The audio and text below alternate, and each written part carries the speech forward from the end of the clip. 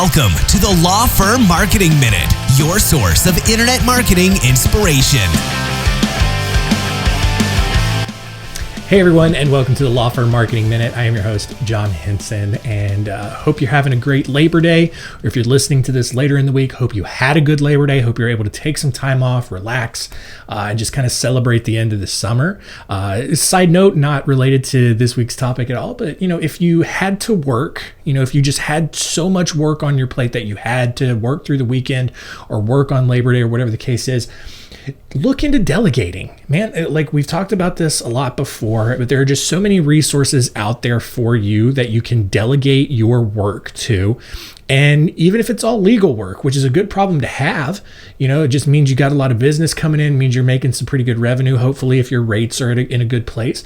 But there are ways to outsource some of the legal work, a lot of the transactional stuff, especially, if it's just a lot of stuff that's easy, but takes up a lot of your time. And there are companies out there who act kind of as paralegals, or you can even outsource actual lawyers to work on some of this stuff. And so, whether it's legal work, marketing, bookkeeping, administrative, whatever it is, check out our website. We have a lot of great resources there that talk about different ways that you can delegate some of this stuff, virtual assistants, vendors, whatever the case is.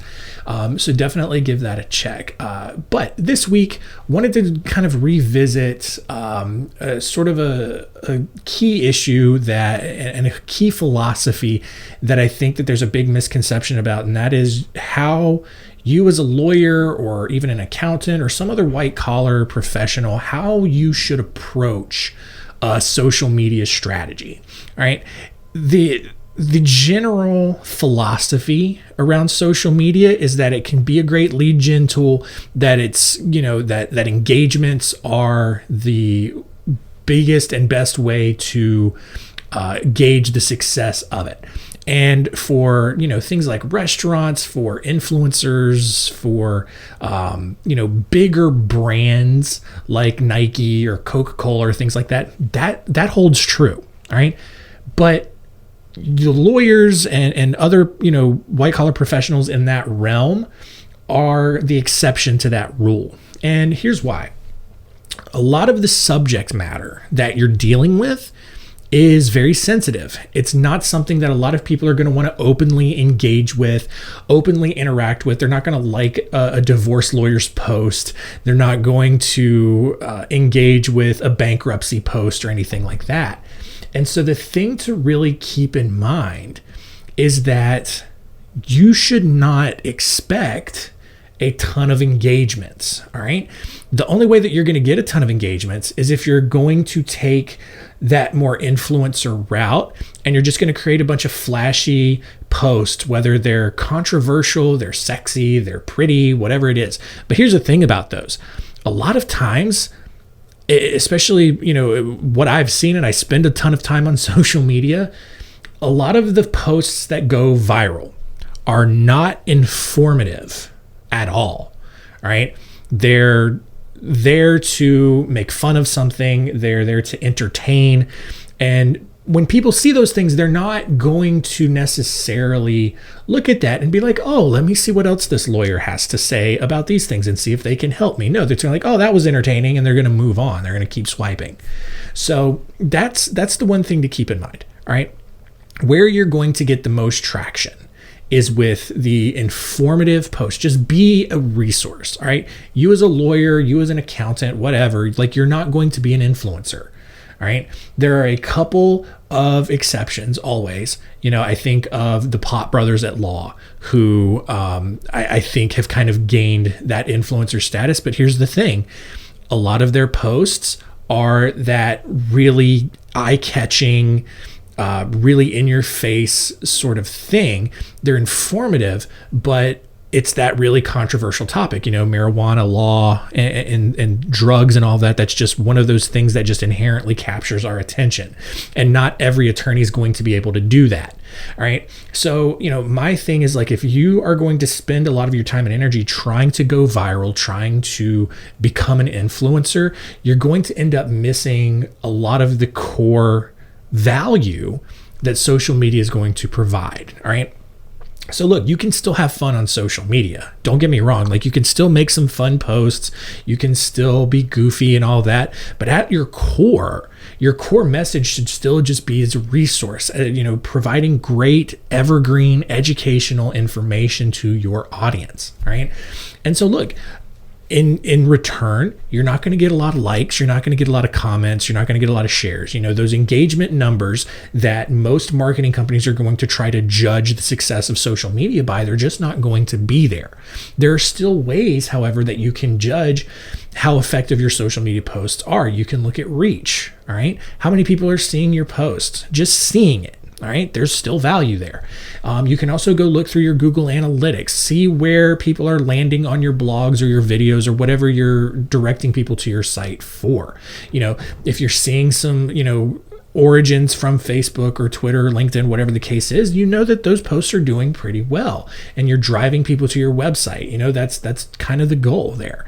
So don't get hung up on those tangible metrics that you can easily see. I know as lawyers, that's difficult for you to hear because you're really focused on metrics, and that's a great thing. I encourage you in all aspects of your business, not just marketing, but everywhere, to track your metrics. That's great.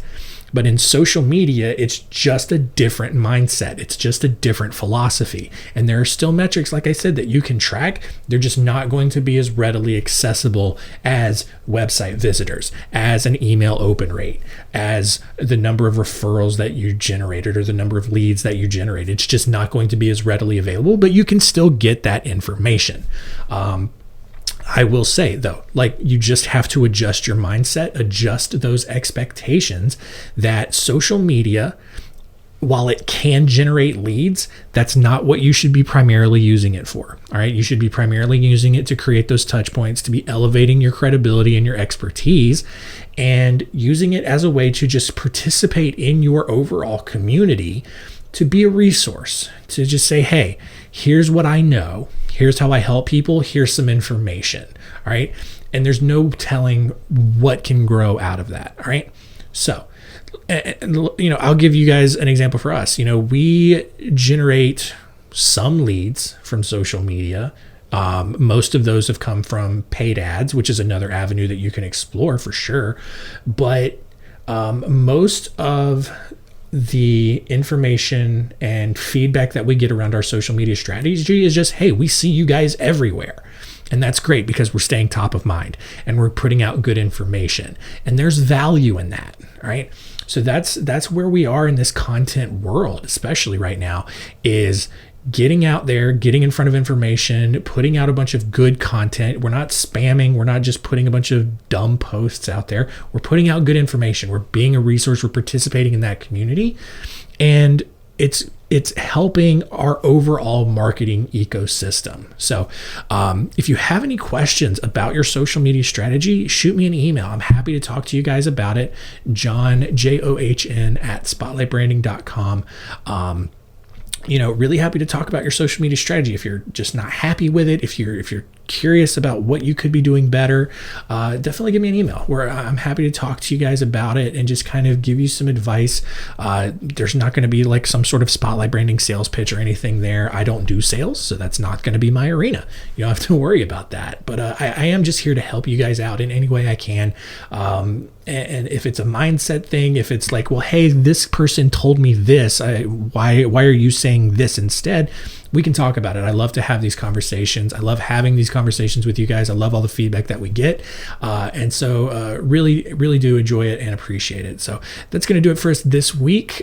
Continue to check us out on Center Stage as well. Having a lot of good conversations over there. A lot of great insight from some other outside experts, which is always great to hear from. And that's it. Continue to rate, review us here on Apple Podcasts. Like and subscribe on YouTube, wherever you're consuming the show. And that's going to do it for us this week. We'll see you next time.